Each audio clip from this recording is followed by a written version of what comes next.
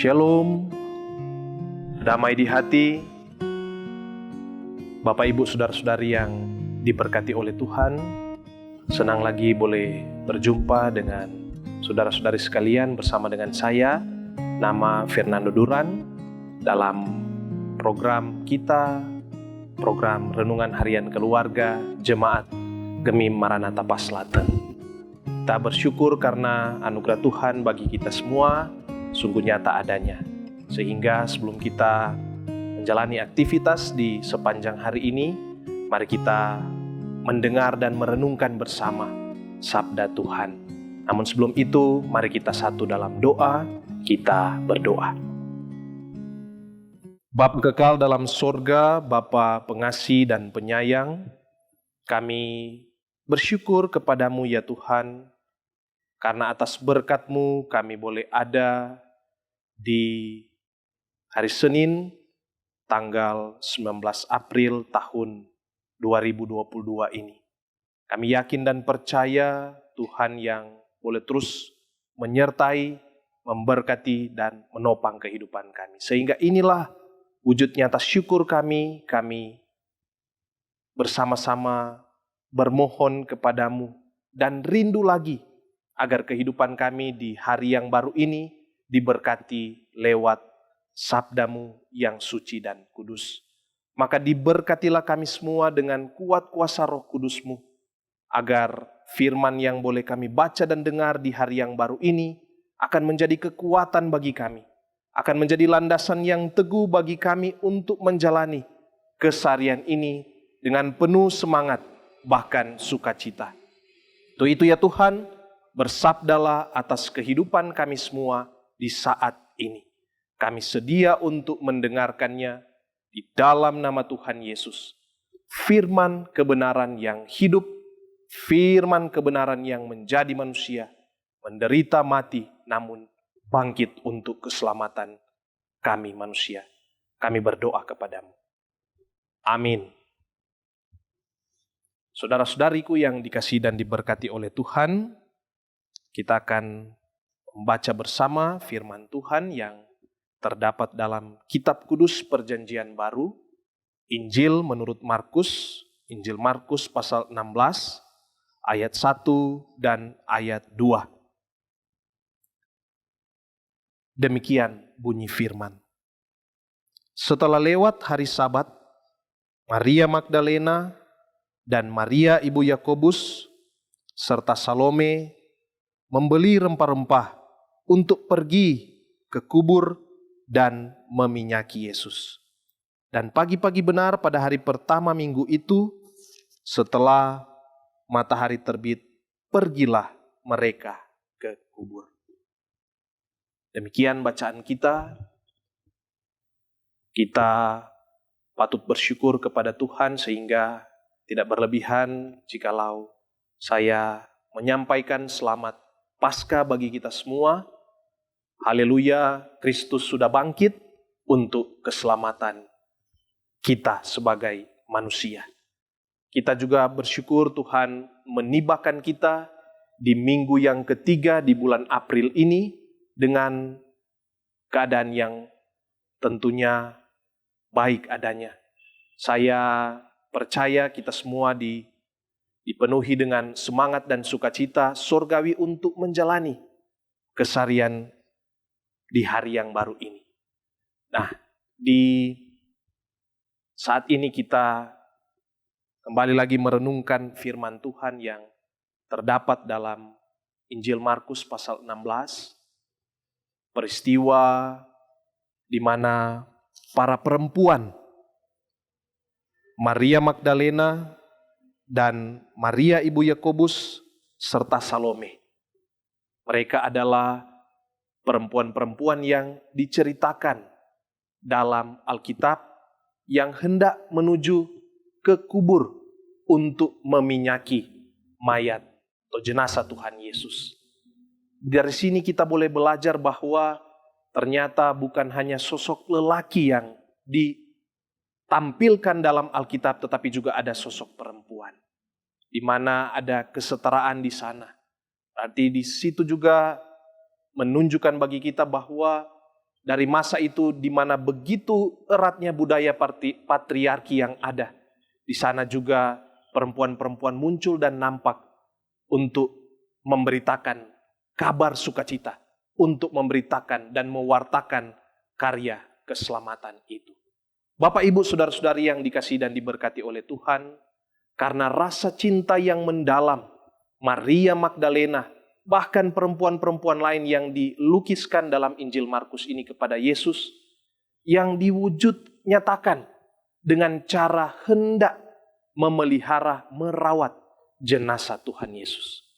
Sebelum itu mereka rela, kalau bahasa sekarang, merogok kocek, kasih keluar doi demi membeli rempah-rempah dan minyak yang berkualitas.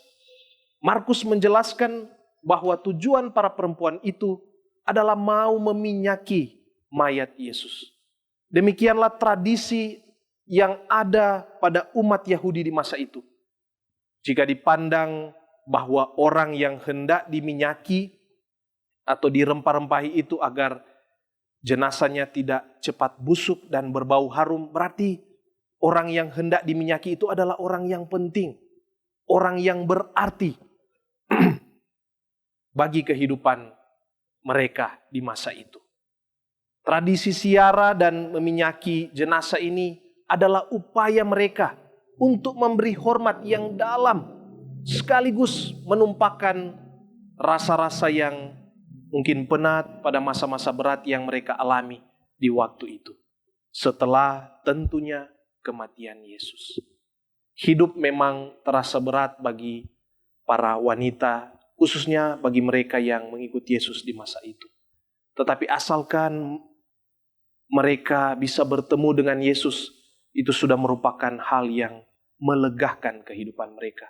Di momen-momen yang penat, di momen-momen yang sedih, di momen-momen kehilangan dalam kehidupan mereka. Nah, jika hidup Yesus begitu berharga, maka kematiannya juga tidak mengurangi nilai yang ada padanya. Dengan demikian, keberadaan Tuhan Yesus ini tetap dan layak untuk terus dihormati. Itulah nilai yang dikedepankan oleh Maria Magdalena dan kawan-kawan perempuan yang ada di waktu itu. Memang harapan mereka untuk merempahi jenazah Yesus tidak terlaksana, tetapi niat dan itikat yang terkandung di balik rencana itu sangatlah syarat makna. Karena perlakuan para wanita itu adalah sebuah sarana untuk menghormati Tuhan Yesus.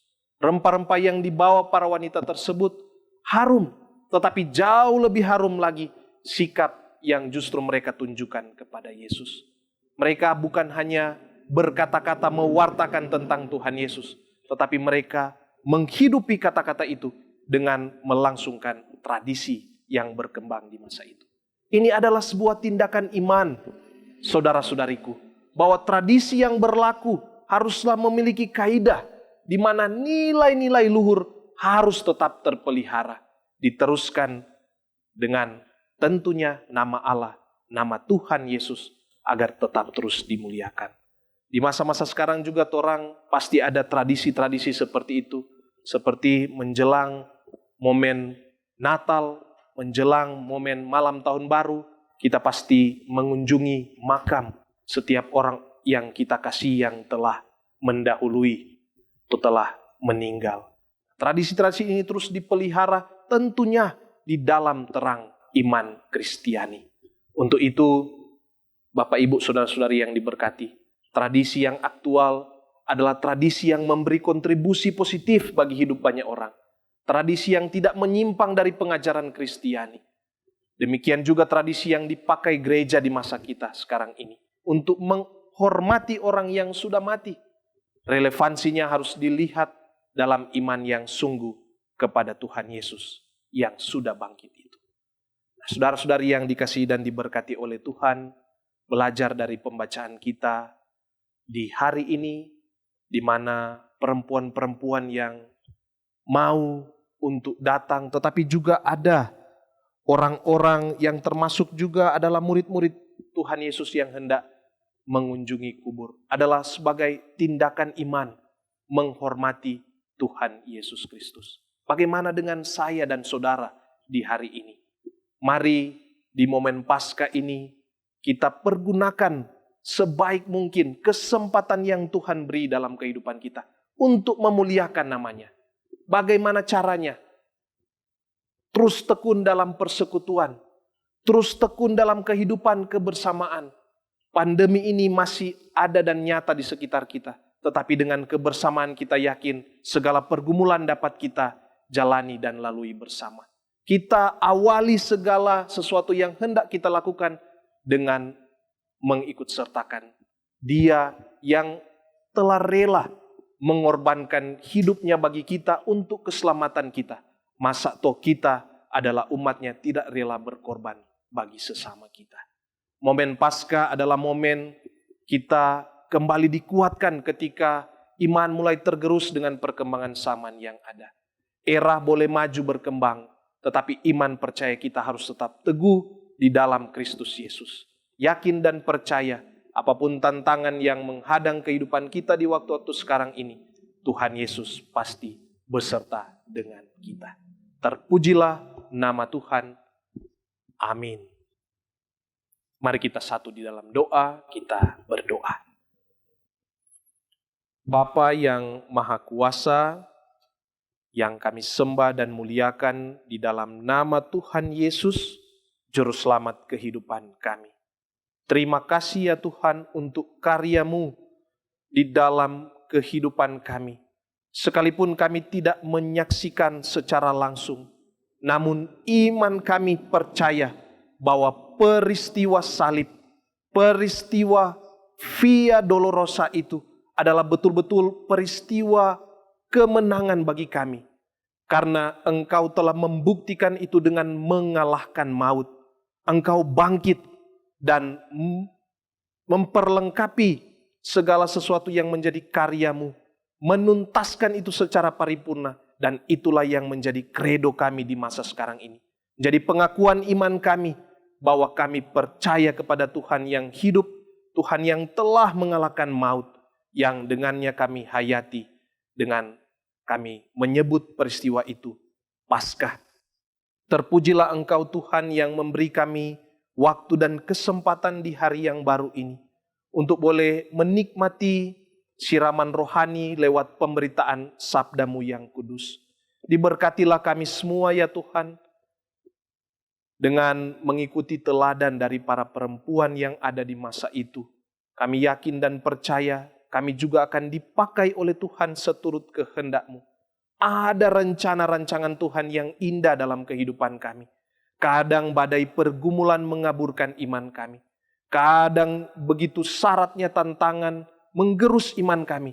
Tetapi kami tetap percaya ketika kami hidup di dalam terang firman Tuhan, maka kami beroleh kekuatan. Kami beroleh pijakan yang baik untuk menghadapi tantangan dan pergumulan itu. Terima kasih ya Tuhan, Engkau yang rela menderita untuk menebus kami dari segala dosa, kutuk, dan maut. Kami yakin dan percaya berita ini akan kami sebarkan lewat perkataan kami, kepikiran kami, bahkan tindakan kami. Sehingga arti kehidupan kami bermakna bagi sesama kami. Lewat setiap profesi, lewat setiap pekerjaan, lewat setiap tugas tanggung jawab yang Tuhan embankan bagi kami. Kami mau senantiasa memuji dan memuliakan nama Tuhan. Merespon panggilan Tuhan lewat menjalani, menekuni segala bidang profesi yang ada dengan sebaik mungkin. Agar segala sesuatu yang kami lakukan, kami menjadi surat Kristus yang tertulis. Kami menjadi saluran berkat bagi sesama. Dimanapun Engkau mengutus kami, sebagaimana Engkau mengutus para murid yang termasuk di dalamnya adalah para perempuan di masa itu. Terpujilah Engkau Tuhan. Ini kami yang berserah, ini kami yang mengucap syukur. Hanya di dalam nama Tuhan Yesus, Tuhan yang hidup, penyelamat kami, tabib di atas segala tabib, sumber segala berkat, kami berdoa kepadamu. Amin. Bapak, Ibu, saudara-saudari yang diberkati Tuhan, demikianlah firman Tuhan di diperdengarkan dan diberangkatkan bagi kita semua di hari yang baru ini. Semoga lewat program renungan harian keluarga ini, kehidupan kita akan terus diberkati dan kita pun mampu memberkati kehidupan banyak orang. Selamat beraktivitas bagi kita semua. Tuhan Yesus kiranya akan selalu memberkati kita semua. Shalom, damai di hati.